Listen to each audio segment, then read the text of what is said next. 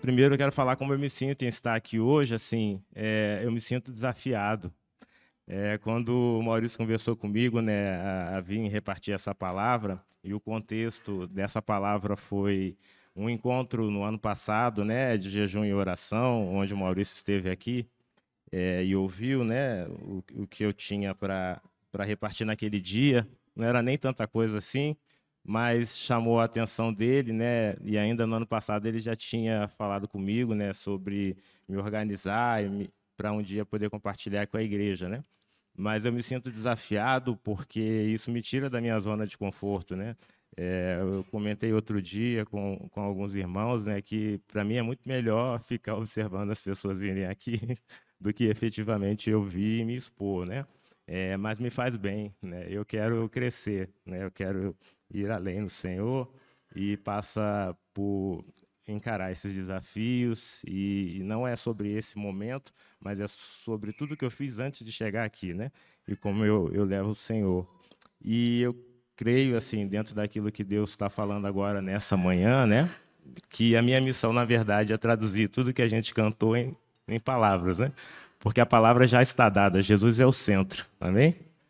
Jesus é o centro de todas as coisas. E no último cântico, assim, eu confesso que eu fiquei bem reflexivo, porque ele fala, né, que eu quero sentir a tua alegria compartilhando da tua dor. Acho que já foi tirado aí, mas é algo assim, com essa mesma ideia, né? E isso é muito difícil de se cantar, né, porque a dor de Jesus, né, ou as dores que ele sofreu, não foram dores assim simples, né? Talvez dentre os que aqui estão, né, e as dores que estão sofrendo neste momento, né, podem até estar se queixando dela, né? Mas se nós queremos realmente sentir a alegria, o gozo que há no coração de Jesus, então temos que ter comunhão com as suas dores também, né? E isso talvez explique muito do que estamos passando. Eu não sei o contexto das pessoas da minha esquerda, no meio e à direita, mas eu tenho certeza que Deus está trabalhando na vida de cada um de vocês por meio das tribulações, das dores e das adversidades, porque Ele está fazendo na minha vida também.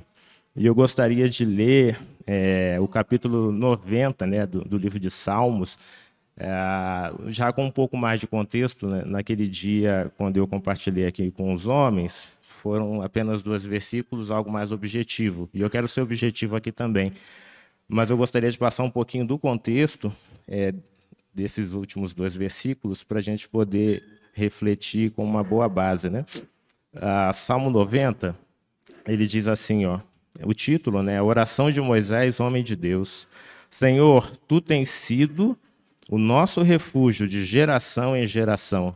Antes que os montes nascessem, ou que tu formasses a terra e o mundo, mesmo de eternidade a eternidade, tu és Deus.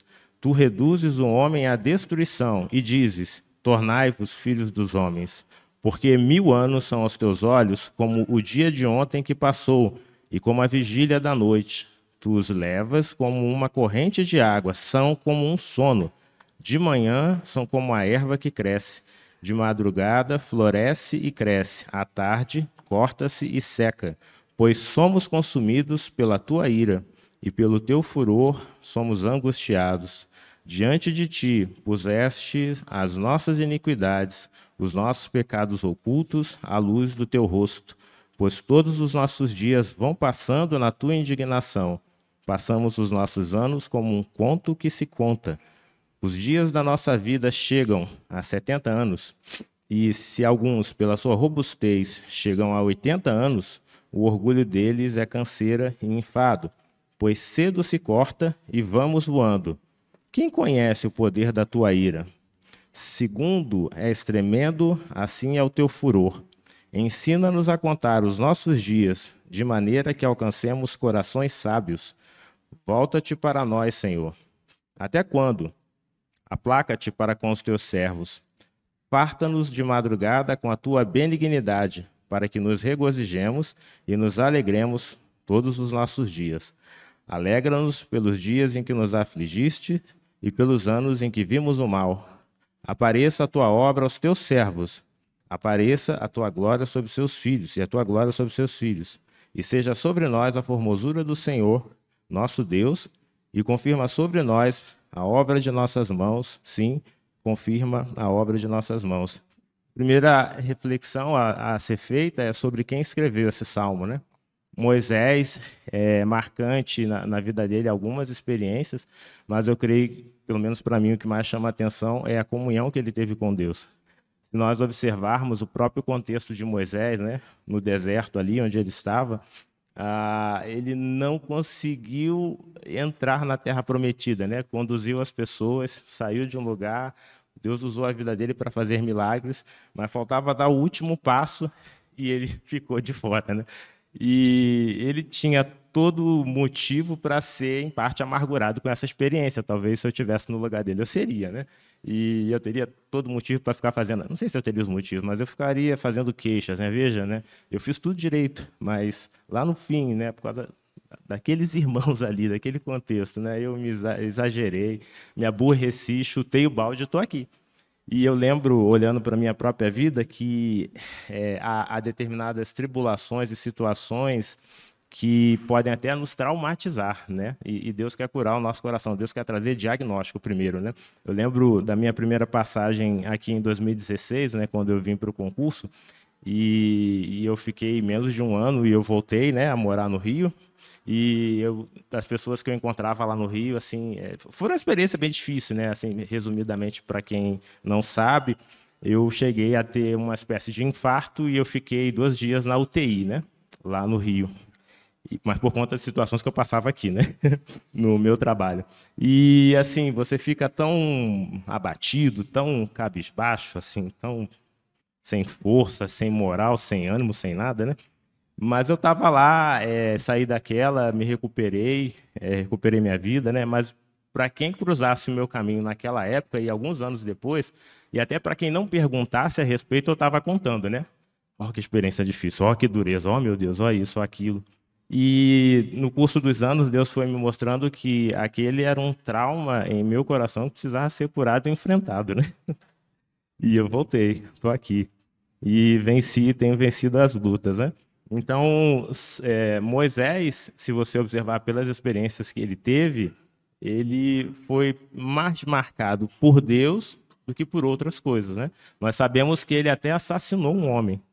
Viu uma disputa, viu um conflito ali entre um egípcio e um hebreu, e ele intervém, e aquele homem é morto, e ele acha que, enfim, as pessoas iriam reconhecer a atitude dele, mas no fim ele foi até rejeitado, teve que fugir, é uma história longa, né? Mas me chama a atenção de que esse mesmo Moisés que assassinou um egípcio, ele viu a glória de Deus na sarça ardente, né? Deus o procurou, Deus o encontrou, nem é que Moisés estava procurando, Deus encontrou Moisés. E aquela experiência já seria bastante coisa, mas não para só nisso, né? Ele vê Deus, né? Como eu nunca vi, acho que não vou ver na minha vida, ele vê Deus a partir da penha de uma rocha, né? Deus põe a mão e Moisés vê a glória de Deus e ele se afasta ali. E isso foi marcante na vida de Moisés, né? Ele é tido como o autor do livro de Gênesis, né? Como alguém, né, que não viveu naquelas experiências, depois de ter tido contato com Deus, consegue ver, entender e compreender até o passado, né? E ele está descrevendo isso aqui, ele diz de eternidade. A eternidade, tu és Deus. Que é a mesma coisa que a gente dizia João 1, de 1 a 3, né? No princípio era o verbo, e o verbo estava com Deus, e o verbo era Deus. A compreensão que João alcançou por ter andado com Jesus, Moisés teve, por também ter andado com Jesus, que se revelou a ele lá no passado, né? E ele também diz que Deus é o nosso refúgio, conforme o versículo 1. Nós precisamos, esteja você ciente disso ou não hoje, né, de estabilidade, né, de Deus como rochedo, mas de Deus como defesa também. Hoje, o maior risco que eu vejo não é de estourar a terceira, a quarta guerra mundial, mas é o risco das nossas emoções. Somos muito bombardeados por muitas informações e nós não fomos preparados para absorver tanto. E a maioria das informações que chegam a nós não são boas novas, como as novas do Evangelho, sim ou não? é a desgraça mais recente, a notícia da política. É tudo aquilo que, concentrado e direcionado à sua mente, tem um poder de te abater e te derrubar. Então, nós precisamos estar preparados e fortalecidos, né, na nossa comunhão com o Senhor. Moisés, ele continua, e tem alguns destaques aqui que eu gostaria de mencionar, né? Primeiro, aqui no versículo 15, quando ele diz: alegra-nos pelos dias em que nos afligiste e pelos anos em que vimos o mal. Há uma outra tradução que fala, né, dá-nos alegria proporcional aos dias de sofrimento. Eu tive alguns na minha história, né? Contei esse de 2016, os irmãos conhecem outros sofrimentos, testemunhos nossos, né? E chega uma hora que você, às vezes, está sofrendo tanto que você duvida se sai daquele turbilhão e se a tua vida vai ser isso, assim, a minha história da minha vida vai ser só essa. Só contratempo, só adversidade, só luta. Cadê o Diogo? Está internado no hospital. Cadê o Diogo? Eu lembro outro dia, alguns anos atrás, né? Eu estava no hospital e passando mal para variar. E lá também estava sendo socorrida a Sara. E quem estava socorrendo a Sara Dor era a Priscila do Marquinhos aqui, né? Aí a Priscila socorrendo a Sara me encontrou no mesmo hospital passando mal, aí comprou a minha briga lá e uma medicação que não queriam me dar, me deram e eu saí daquela lá. Graças a Deus pela vida da Priscila. E moral da história, assim, eu ficava pensando, caramba, é só isso assim que vai ser dito a meu respeito, né? Tá passando mal, tá isso, tá aquilo e tal. Então, a vida de ninguém é só isso, tá, gente? Tem adversidades e a questão da tribulação, se nós observarmos bem, conforme 2 Coríntios 4, 17 e 18, eu vou ler aqui, porque a nossa leve e momentânea tribulação produz para nós eterno peso de glória acima de toda tribulação, ou melhor, acima de toda comparação. Então, a primeira coisa, tribulação vem para todo mundo. Não existe assim, eu me assinalei, eu me inscrevi, eu estou esperando uma notificação para dizer que a minha tribulação vai chegar. Pouco importa, ela chega, querendo você ou não, bate a sua porta. O que você pode escolher é apenas a maneira como você vai reagir a isso. E a maneira como você vai reagir a isso vai determinar o resultado e vai determinar o seu futuro. A Bíblia já está se antecipando para dizer o seguinte, que a tribulação produz para nós eterno peso de glória. É o que Deus deseja que aconteça na sua vida. Que uma situação inesperada, que tomou de assalto, que chegou, bateu a sua porta, no fim redunde em mais glória para Deus por intermédio daquilo que foi feito em sua vida. Mas, a depender da maneira como você reagir, a tribulação pode te destruir. Amém? Porque a vida, assim, ou nos torna amargo ou nos torna melhores, né? Foi o que o John Beverly disse no livro A Isca de Satanás, eu nunca mais me esqueci disso. Diante das coisas que eu passei, eu poderia ser sempre aquele que fica repetindo e falando e chorando, ó céus, ó vida, ó azar, ó tristeza, ou eu vou reagir a isso e ver a maneira como Deus quer gerar crescimento no meu caráter e me tornar semelhante a Jesus. Porque os dias de festa, as celebrações não forjam o caráter no nível das tribulações, amém? Alguém tem dúvida? Então, por mais que a gente esteja aqui em um grupo, cada um vai passar a sua individualmente, querendo ou não, né? Então, hoje, né, se nós olharmos o que está na sua mente hoje, o que está te preocupando, né? Porque no versículo 16, Moisés fala assim: apareça a tua obra aos teus servos e a tua glória aos teus filhos. Se ele fala para aparecer, significa que não está evidente num primeiro momento. E se a obra de Deus não está evidente agora aos meus olhos nesse momento, o que eu estou contemplando e enxergando? Muito provavelmente ou as suas preocupações ou as suas tribulações, né? Seja o boleto que tem para pagar, a expectativa, a espera prolongada, questões relacionadas ao seu diagnóstico de saúde, possíveis conflitos, como você vai cuidar da sua família, o que será do seu futuro daqui nos próximos 4, 5 anos, o seu plano de carreira, coisas legítimas, mas assim, eu te digo, elas podem tirar o seu olhar do que Deus está fazendo. Aqui no texto de Coríntios ele diz, não atentando nós nas coisas que se veem, mas nas que não, porque as que se veem são, e as que não se veem são. Então, esse é o ponto. Se nós queremos nos consolar nisso, há uma multidão de testemunhos na palavra, e eu posso dizer, por que não no nosso meio, de como olhar o que é eterno ao invés do temporal. O temporal você não precisa fazer nada.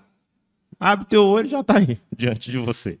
E basicamente o que eu quero falar hoje, assim, se eu tivesse um título para o que eu estou tentando dizer, é olhos fixos. Tem até um louvor do Vineart que fala sobre isso. Olhar, tem a ver com olhar, para onde você está olhando. Não é difícil distrair.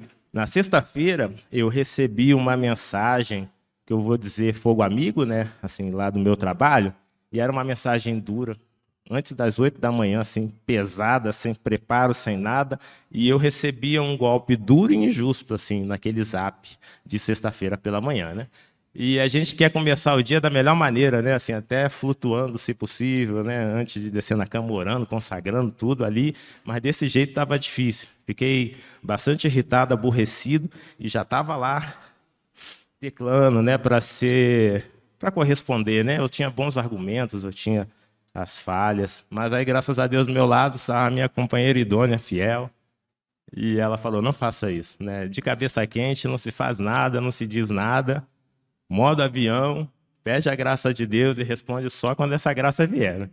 E lá pelas tantas, né, no horário do almoço, eu consegui responder com a graça que Deus me deu, e eu consegui, nessa resposta, provocar a adesão da pessoa que estava querendo me isolar de um lado e criticar do outro, porque ela tinha um nível de responsabilidade nas coisas que ela estava se queixando e que ela não estava fazendo, né?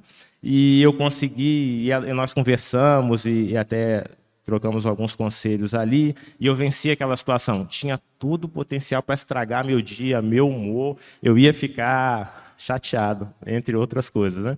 Mas o Senhor me deu graça, né? Não olha para o que é temporal, amém? O que é temporal para você hoje? Eu repito mais uma vez, está preocupado com a sua saúde? Eu lembro de 2016, que eu achei que estava infartando, e de fato eu estava, né? Porque eu fui para emergência, mas assim, só aquilo já me preocupava, eu ficava somatizando, e aí, será que vai ser AVC? Será que vai ser? E só pensava as piores desgraças, assim não dá. A palavra diz, eu quero trazer a memória que me pode dar esperança. Isso é um exercício, não vai chegar no Instagram, não vai chegar no WhatsApp, mensagens, via de regra, que vão te estimular a isso. Faça isso entre você e o Senhor na dependência do Espírito. Faça esse exercício, esse filtro do que é ruim e até do que você não sabe, porque como a gente não sabe de algumas coisas que Deus está fazendo, também morremos de véspera, muitas vezes, né? Eu trouxe 3 exemplos aqui de pessoas que não foram afetadas, não fixaram seus olhos no que é temporal e olharam para o que é eterno e colheram frutos disso. O primeiro é José. Quem lembra a história de José? Eu já me identifiquei bastante com ele. E José, nós sabemos, né? Sonhador, né? Teve uns sonhos interessantes assim. Ele viu, né? Que ele ia ascender sobre seus irmãos. Isso, talvez ele tenha sido um pouco inocente, porque ele comentou a respeito com seus irmãos, né? Imagina, o mais novo, né? Ascendendo sobre o mais velho. Acho que o povo não gostou um pouquinho, né? E então, quando tiveram a chance, não deu uma pancadinha, um cascudo no irmão, né? Só jogou num buraco, né? Para não matar. Né? Se você fosse José, né? Como você se sentiria em relação a esses que não são primos distantes, não são vizinhos, não são do grupo político opositor, são seus irmãos? Te jogaram lá no buraco como um ato de misericórdia para não te matar, né? E depois, quando você é tirado do buraco, o que se apresenta? Você vai para uma terra estranha, como escravo, consegue se reerguer, né? Se encontra na vida, vai se aprumando, mas depois tem uma queda de novo, né? Como você se sentiria se estivesse no lugar de José? Com tanta tribulação assim, né? Ó céus, ó vida, ó azar, né? Para mim não deu assim. Eu estava num caminho bom, eu tinha futuro, né? Mas uma família dessa não dá, né? Quem vai, né? Só que em Atos 7, versículo 10 diz assim: isso é o relato de Estevão, né? Prestes a ser apedrejado. Veja o que Estevão entendeu sobre a experiência de José. E livrou de todas as suas tribulações. Ele deu graça e sabedoria ante Faraó, rei do Egito, que o constituiu governador sobre o Egito e de toda a sua casa. Então, não tem problema nenhum em estar passando tribulação. Deus é poderoso para livrar de Todas elas, amém? Mas precisamos confiar em Deus e agir e descobrir a vontade de Deus em cada coisa que a gente passa. Existe o seu jeito e o meu jeito. Existe a minha maneira de responder o WhatsApp, existe a minha maneira de resolver conflitos, de abordar pessoas, mas existe o jeito de Deus também. Qual vai ser? Amém? Então, nós cantamos, né, que queremos nos identificar com as dores e sentir a mesma alegria de Jesus, mas não é fácil. Passar a tribulação, como, por exemplo, passou Jó, sem saber por que estava acontecendo, né? Imagina agora um pouco a experiência de Jó. O que aconteceu com Jó? Quem lembra aí? Perdeu o carro, perdeu a casa, a roupa. As coisas que a gente pode conferir maior valor nessa vida, ele perdeu tudo, exceto a esposa. Porque se ele perdesse um filho, então assim, vou me dedicar aos próximos, né? Perdi fulano de tal, mas tem Beltrano aqui. Se perdesse 3, sobravam 2. Mas perdeu tudo. Perdeu tudo. Aí você vai se ancorar no quê? Aí eu não vou me ancorar em outra coisa. Perdeu também.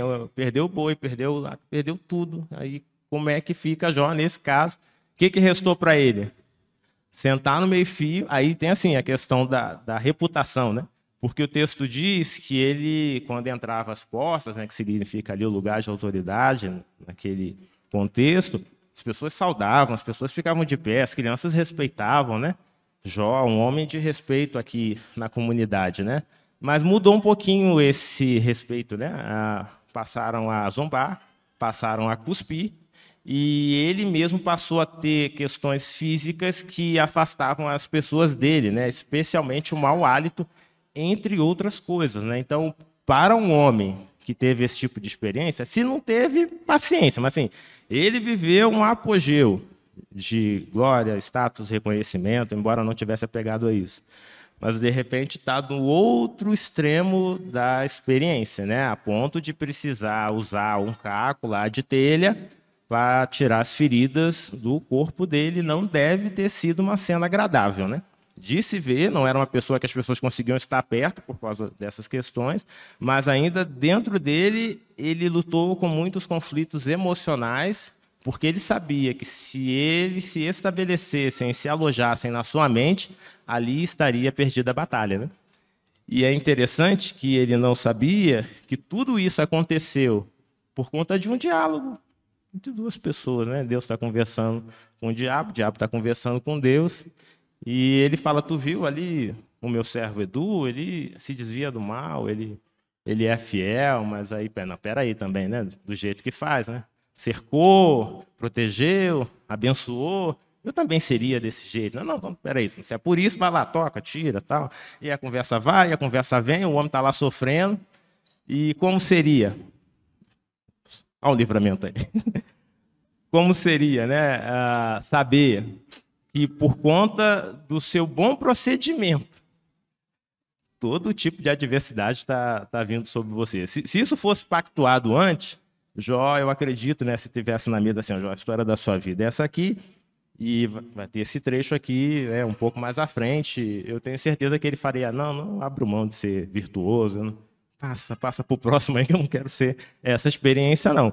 Mas é assim, a maioria de nós não sabe o que vem nos próximos 10 segundos, 10 minutos, 10 horas, 10 dias, no curso da sua vida. Mas o que nos resta é ser fiel e confiar que Deus sabe o que está fazendo. Amém?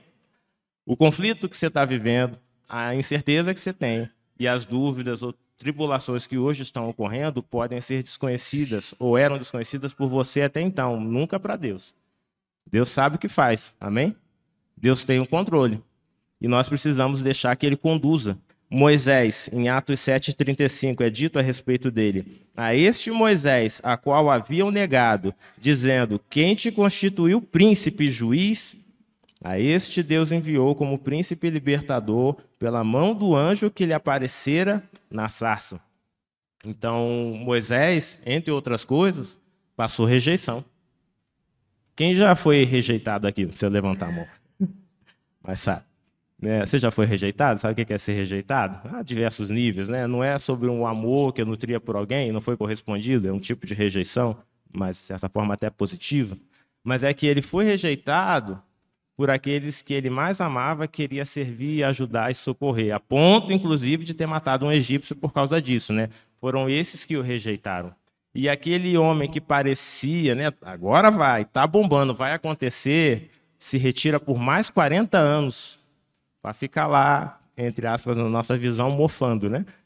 Até que finalmente a obra de Deus acontece e Moisés chega a ser o que a gente conhece e sabe, né? Mas antes ele foi rejeitado.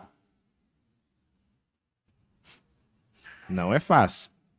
Não é fácil. E depois, se Deus te ergue, como ergueu a Moisés, então, com isso eu não quero nada não, porque lá atrás, esse não, deixa eu servir outro povo ali. O que Deus faz? Serve esse povo que te rejeitou, né? Dá o seu melhor, a tal ponto de sofrer de novo. Agora ele ficou do lado de fora, né?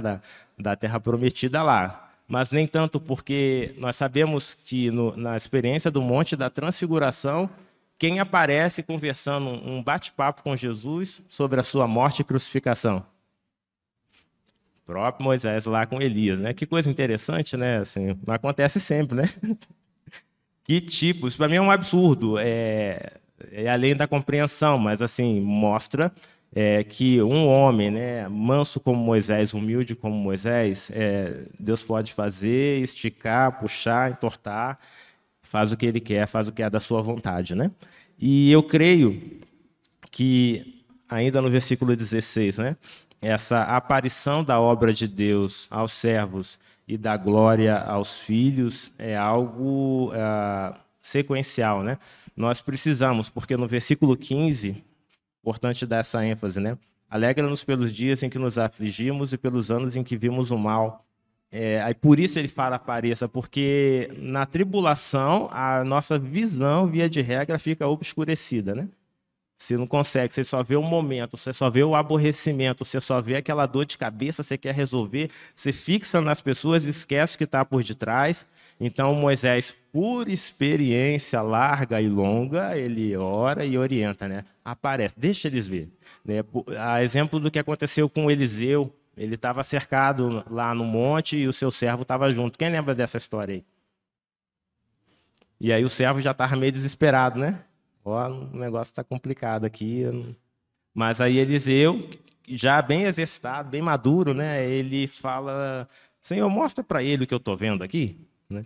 E aí aquele servo ficou tranquilo, aquele exército que estava rodeado, na verdade, estava rodeado por um exército maior, que era o exército de Deus. Eliseu deu de comer, deu de beber, levou as pessoas em casa, entregou em casa lá, e nunca mais aquele povo procurou para fazer guerra, né? Então, assim, veja que a visão e onde você coloca os teus olhos pode determinar o tipo de colheita que você vai ter. Tira os teus olhos do momento, tira teus olhos do temporal, de tudo que é momentâneo, de tudo que é reativo, de tudo que aborrece, porque Deus quer que nós olhemos para o que é eterno. A obra que Deus faz na nossa vida é eterna, amém? Aquele aborrecimento vai ficar no passado, mas o fruto daquela experiência você leva para a eternidade, amém? Então, todos já devem ter ouvido sobre aquela questão, né? Pedir a Deus paciência, o que ele mandou? Toda sorte de problema, de gente difícil, chata, né? E aí, mas você pediu, não pediu? Você cantou aqui que quer mais de Deus, quer mesmo? Porque ele está ouvindo, né? Certa vez o Mário Fagundes falou, tá? E não estou dizendo e nem mandando nenhuma indireta aqui, mas é apenas para reflexão, né? Que um dos momentos que a igreja mais mente é quando canta, né? E nós precisamos refletir sobre o que estamos declarando, porque Deus está ouvindo e está dando as experiências. E nós precisamos glorificá-lo, não na nossa força, mas a dependência de Deus. O texto continua no versículo 17. Seja sobre nós a graça do Senhor, confirma sobre nós as obras de nossas mãos. Sim, confirma a obra de nossas mãos. Me chama a atenção duas coisas. Primeiro, que a graça vem antes do fazer. E essa ordem não é acidental. Primeiro, venha sobre nós a graça, depois a obra de nossas mãos. Nós precisamos, em tudo que viermos a fazer, seja simples ou complexo, trivial, que eu já sei pela experiência, ou coisa inédita, depender sempre da graça. As pequenas decisões, eu vou entrar na academia, não vou, sei. Pode, mas porque, peraí, né? Orar para entrar na academia, depende quais são as tuas motivações. Porque saúde todo mundo precisa cuidar, eu mesmo preciso ir com mais frequência, né? Mas por que motivação? Né? Para quê? Com que finalidade? Deus precisa ser glorificado em meio às nossas decisões. E ele diz aqui por 2 vezes, confirma sobre nós a obra de nossas mãos. Porque precisa, por 2 vezes, pedir que Deus confirme essas obras. Aí tem um outro ponto de consideração, que tem gente fazendo muita coisa que Deus não confirma. Né? Você pode realizar muitas coisas que depois o vento leva. Mas aonde Deus colocou, abençoou, instruiu, participou, sustenta. Aqui no contexto onde nós estamos, Brasília, né, que acho que fica mais evidente assim a questão política, a cada 4 anos tudo muda, né? Assim, então os homens fizeram seu plano plurianual, fizeram suas programações, suas diretrizes, mudou o governo, que é a primeira coisa que o próximo governo faz, via de regra, não só no Brasil, muda tudo, né? Assim, aí começa um pacote lá, revoga, revoga, revoga, revoga, revoga, revoga. Moral da história, como Spurgeon disse, né? Tudo que um homem faz, o outro homem pode desfazer, mas só o que Deus faz permanece para sempre. As nossas obras precisam ser feitas em Deus.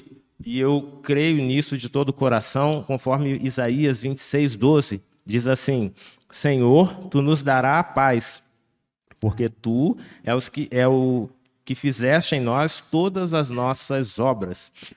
Então, nós precisamos chamar Deus a participar e misturar, né? Não pode ter nada nosso, né? As obras, as decisões devem ser por conta da comunhão com Deus e da influência do Senhor em tudo que a gente faz, e isso será a segurança. Porque mais à frente haverá dúvidas. Satanás lançará tentações sobre se Deus te abençoou ou não, te orientou ou não naquilo, né? Por isso já é bom no início a gente começar com essa plena convicção, ainda que demore mais um pouco, né? Deus está comigo em tudo que eu faço. Então, nós precisamos orar, né, para que a obra de Deus apareça diante dos nossos olhos, diante ou contra tudo que é temporal. Nós precisamos orar para que a glória de Deus seja revelada aos nossos filhos, porque se o Benjamin, né, ele for ouvindo os testemunhos, ele for vendo a minha vida, né, chega um momento, né, que a glória de Deus se revela a ele também. Nenhum de nós quer ter dúvidas se essa conversão foi sincera ou genuína, né? E creio eu que a saída para isso é essa experiência da manifestação pessoal, individual da glória de Deus na vida daqueles que estão conosco, né? E aí, por fim, vem a graça e, por fim, vem essa graça de Deus para cada obra. A minha conclusão vai nesse texto aqui de 1 Coríntios 3, do 11 ao 15, onde, como eu falei, Jesus é o centro, e eu creio que a saída, né, para superarmos a tribulação e as questões que hoje enfrentamos é a comunhão com Deus, né? Em 1 Coríntios diz assim, versículo 11, porque ninguém pode lançar outro fundamento além do que já foi posto, o qual é Jesus Cristo. Contudo, se o que alguém edifica sobre o fundamento é ouro, prata, pedras preciosas, madeira, feno, palha, manifesta se tornará a obra de cada um, pois o dia a demonstrará, porque está sendo revelada pelo fogo, e qual seja a obra de cada um, o próprio fogo o provará. O que isso tem a ver com a comunhão? É muito simples, né? Se a gente for olhar especificamente o versículo 12, ele vai falar sobre 2 grupos de materiais ou itens, né? Ouro, prata, pedras preciosas, é um grupo. Feno, palha, e madeira. Então, onde a gente localiza o ouro, a prata e as pedras preciosas? Onde eles ficam? Embaixo da terra, né? Não estão visíveis. Sim ou não? A madeira está visível, né? A árvore está ali, o feno, tudo isso é visível, os olhos alcançam. Mas o ouro, a prata, as pedras preciosas ficam embaixo da terra. E o que isso tem a ver com a comunhão com Deus? É muito simples, né? A palavra em Apocalipse, deixa eu ver aqui a referência, 5, versículo 8, vai dizer que o ouro ele se aplica à vida devocional, né? Havia um incenso lá com as orações dos santos, né? Era de ouro. Vida devocional vai falar sobre a prata, conforme Provérbios, capítulo 10, versículo 20, que ela é a língua do justo, né? E, por fim, sobre as pedras preciosas, que era o ornamento usado lá, conforme Êxodo, capítulo 35, onde o sacerdote entrava na presença de Deus. Ele tem lá uma descrição, para quem quiser depois ver, Êxodo, 39, do 6 a 14, vai dizer o rubi, o topázio. O sacerdote, para entrar na presença de Deus, ele tinha que estar com o seu peito ornado com essas pedras. E todos na verdade, esse primeiro grupo fala sobre a comunhão com Deus, que ela não é vista. Que Jesus orientou, né? Fecha a porta do teu quarto e procura o teu pai lá que está em secreto. Né? Então, assim, não tem como fazer publicidade da comunhão com Deus. É algo que as pessoas não deveriam ver, né? Assim, é oculto, acontece no meu dia a dia e nas situações que a gente vai vivendo. Isso fala sobre consistência, firmeza, princípios e coisas que serão feitas e que serão sustentadas, né? O fogo vai provar a nossa vida devocional, né? O fogo vai provar a minha vida devocional. E quando o fogo chegar, como será? Entenda que o fogo tem um efeito diferente no primeiro grupo em relação ao segundo, né? O que acontece quando o fogo se aplica ao ouro, à prata e às pedras preciosas? Quem é da química aí? Amém, purifica. Tem um texto de Malaquias que fala, né, que o Senhor vai se assentar como purificador, refinador de prata, e o próprio ouro também, quando aplicado ao fogo, separa as impurezas, né? Mas é interessante que o fogo aplicado a esse primeiro grupo, ele não tem o poder de destruir nenhum deles. Pode, no máximo, mudar o estado, mas não vai ter perda. Né? Não vai ter perda. Por outro lado, quando o fogo encontra, né, e alcança a madeira, o feno e a palha, o que acontece? Sobra nada. Cinzas, né? Então, que a nossa vida, ao ser provada pelo fogo, e ela será, ela possa subsistir, ela possa ficar, né? E eu queria animar, assim, aos irmãos, né, a basear cada decisão na comunhão com Deus. Não estou falando nada novo, não estou falando nada espetacular que vocês já não tenham ouvido, mas apenas reforçando que isso é importante, né? Deus precisa confirmar aquilo que fazemos, do contrário, corre o risco do vento levar, né? Eu lembro um testemunho, eu gosto de ler biografias, e eu li a biografia de uma irmã chamada Gladys Aylward. Ela foi missionária na China no período da Segunda Guerra Mundial. E essa mulher era um herói improvável, né? Se você tivesse alguma ficha para apostar nela, você não apostaria, porque ninguém acreditava nela, né? Ela se candidatou, e ela dizia, né? Eu tenho uma missão, eu tenho um chamado para a China, né? E não conseguia ir, não conseguia patrocínio, ninguém bancava, não dá, para você não dá, assim.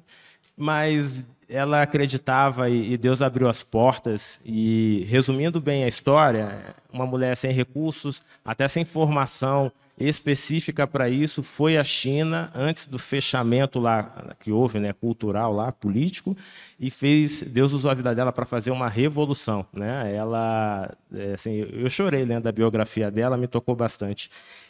Mas era alguém frágil. Eu não apostaria nela se eu tivesse ficha dos candidatos, eu não ia botar não, entendeu? Mas foi alguém que confiou em Deus, foi alguém que teve comunhão com Deus. Que o Senhor receba toda a glória, meus irmãos, por meio de nossas ações, e seja glorificado no mínimo ou no muito. Amém.